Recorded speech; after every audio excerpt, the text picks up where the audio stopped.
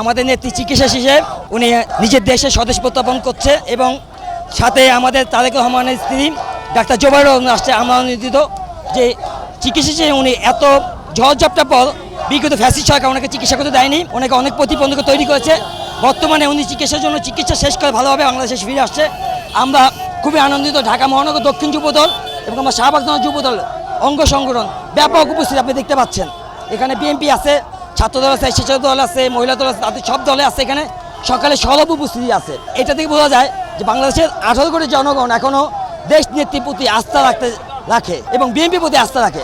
আগামী নির্বাচন ম্যাডাম জিয়া বাংলাদেশে আসা অনেক গুরুত্বপূর্ণ তাৎপর্যপূর্ণ বহন করে। আগামী দিন আমরা ইনশাআল্লাহ মনে করি জনগণের যদি ভোট দেওয়ার সুযোগ থাকে, বিএনপি বিপুল ভোটে জয়লাভ করে সরকার গঠন করবে। বিএনপি জনগণের জন্য কাজ করে, বিএনপি দেশের জন্য কাজ করে। বান্ডেল থাকলে প্রতি সেনমানিতে টাকা বাঁচবে। বিকাশ সেনমানি বান্ডেল কিনে জিতুন প্রতি লেনদেনে। নেতা কর্মীদের সবার মনে একটাই, যে আন্দোলন সংগ্রাম করেছি বেগম খালেদা জিয়ার জন্য, সুচিকিৎসার জন্য, সেটা সে পায় নাই, বঞ্চিত ছিল। এবং এবার যে তত্ত্বাবধায়ক সরকার আমাদের এটা করছে তার জন্য তাকে আমরা ধন্যবাদ জানাই। এবং দেশে ফিরতেছে। এখানে শাহবাগ থানা যুবদল সবার থেকে সকালে এসে এখানে উপস্থিত এবং সমগ্র বাংলাদেশ থেকে যে যেখানে পারতেছে আসার জন্য বেগম খালেদা জিয়া সুচিকিৎসা করে বাংলাদেশে আসতেছেন এবং সেটা আমাদের কাছে একটা বড় পাওয়া। এর চেয়ে বড় পাওয়ার কিছু না। আর নির্বাচন যত তাড়াতাড়ি আসবে, বিএনপির আমরা এত বছর ভোট দিতে পারি নাই, ভোটের জন্য আমরা অনেক কষ্ট করেছি। আন্দোলনে ভোটের, বিএনপি ক্ষমতা যাওয়ার আন্দোলন না, ভোটের অধিকার আদায় করার জন্য আন্দোলন। বেগম খালেদা জিয়ার ভোটের অধিকার, তারেক রহমানের ভোটের অধিকার, রবিউল ইসলাম নয়নের ভোটের অধিকার, খন্দকার এনাম ভাই, রবিউল ইসলাম নয়ন এবং এনাম ভাই, তাদের একটাই আন্দোলন ছিল, সেটা আমাদের ভোটের অধিকার। এছাড়া কোনো কিছু ছিল না।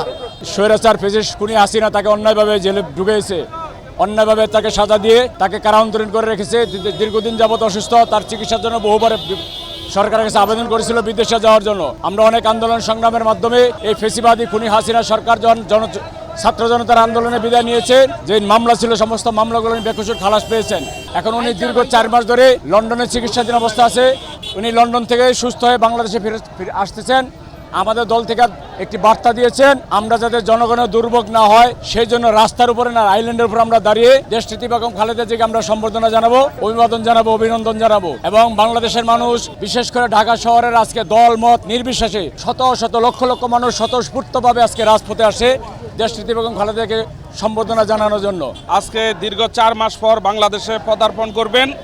আজকে আমাদের আশা এবং প্রত্যাশা হচ্ছে এই দেশে গণতন্ত্র ফিরিয়ে আনা, জনগণের ভোটাধিকার ফিরিয়ে আনা এবং এই দেশে একটা অবাধ, সুষ্ঠু, নিরপেক্ষ নির্বাচনের জন্য বিগত 17.5 বছর আমরা আন্দোলন সংগ্রাম করেছি এবং আজকে সংবাদপত্রের স্বাধীনতা, বহুদলীয় গণতন্ত্র শহীদ প্রেসিডেন্ট জিয়াউর রহমান ফিরিয়ে এনেছেন।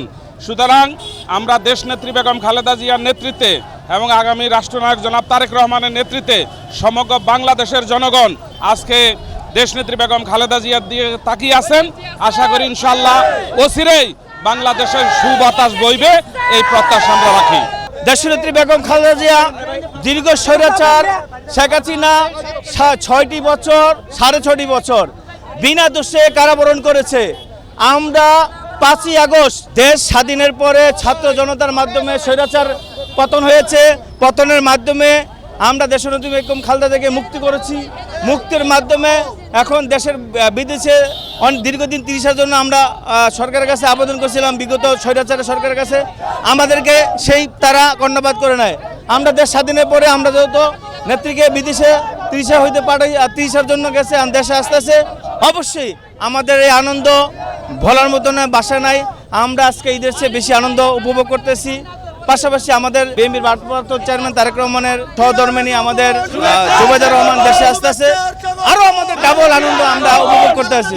গণতন্ত্র পুনরুদ্ধার করার জন্য আগামী ভোটের জন্য আমার নেত্রী যা যা কর্মসূচি দিবে আমরা ইনশাআল্লাহ রাজপথে থেকে আন্দোলন করবো ইনশাআল্লাহ।